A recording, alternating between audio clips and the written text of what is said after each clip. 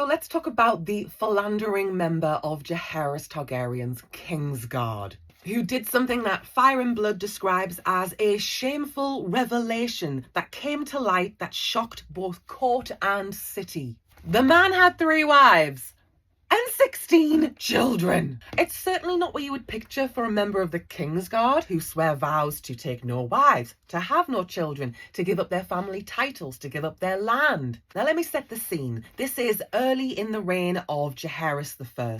He goes on to reign for like 6 decades, but he was still a relatively young king at this point, and things had been pretty up and down in like the decade before. But Jaehaerys, he's young, he's new, he's full of ambition and ideas. It's a fresh start for the realm. Construction finally finishes on the Dragon Pit in King's Landing, and they decide, let's hold a tourney. So that's what they do. And the person who wins this tourney is called Sir Lucamore of House Strong, and he's very well received. About a year later, there is a vacancy in Jaehaerys' Kingsguard. One of them kick the bucket. And so Sir Lucamore of House Strong, he's remembered for doing so well in the tourney. Like, oh, he seemed like a nice guy. So he is named to the Kingsguard. And he was one of the most popular members of the Kingsguard. People knew who he was. His name had this recognition. He was well liked. But then things change, and it was said that it was one of Sir Lucamore's brothers in the Kingsguard, Sir Ryam Redwine, who found out what was really going on. He took this information to their Lord Commander, Sir Giles Morrigan, who then took it to Jaehaerys himself. And then Lucamore is brought before the king, and he's begging and pleading for mercy, for forgiveness. He doesn't try and cover his tracks.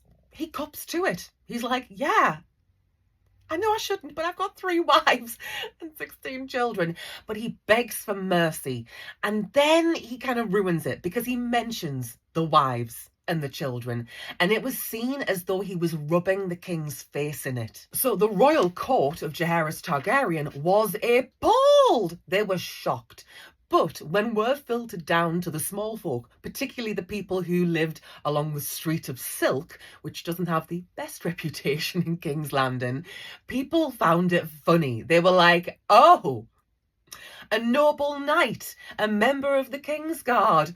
Oh, how the mighty have fallen. And Sir Lucamore becomes known by the nickname Lucamore the Lusty. Now, Jaehaerys and Alysanne, they were furious when this happened. They felt like they'd been had, that Sir Lucamore had taken the piss, that he'd humiliated them. These two, they're trying to fix House Targaryen. They're trying to get things back on track. And this is massively unhelpful. Jaehaerys says, well, if you've forsaken some of your Kingsguard vows, how can I trust you? How can I rely on you to protect me? If you give up one vow, then you give up the lot. Alysanne seconds this. She's like, you've made a mockery of this institution that is the Kingsguard. And she also points out that in their society, under their rules, you're only allowed 1 wife. So 2 of the wives are not legitimate. And then there's the kids. A bunch of them are bastards. The decision is made that Sir Lucamore has to go because Jaehaerys and Alysanne, they can't trust him. If you lie about this, what else will you lie about? So the punishment that was handed down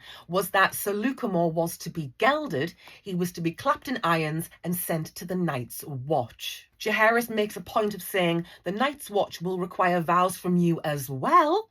See that you keep them, or the next thing you lose shall be your head.